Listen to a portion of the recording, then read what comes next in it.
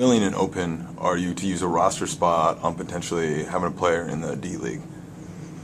Well, it depends on who the player is. Like a Almadai. Well, it depends on the situation, and because it does take up the roster spot, and it takes away some flexibility. But we've sent some of our players down in the past to D League, not for extended periods of time, but we've sent them down. But unfortunately, for the last 2-3 years, we've had so many injuries on the team that we've had to keep the younger players because we needed the bodies. But I'm a big believer in the D League.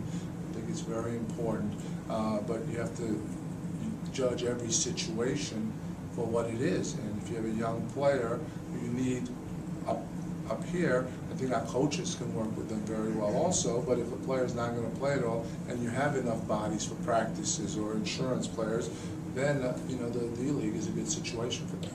How would you what do you think of the whole setup of the NBA with the D League? Some teams have their own, minor league teams. Some teams don't. Some teams have it closed. I mean, what do you think about where that's at with the league at this point?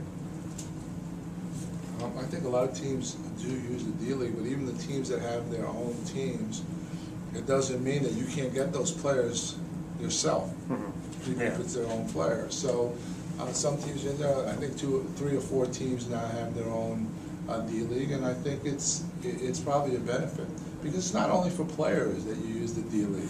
You use the D League for marketing people. You use the D League for coaches, for ticket sales, for PR people, all kinds of different capacities that you might need for your own club. So I think the D League has been very successful, and I think it's something that if the right opportunity presents itself for us, we will definitely take advantage of.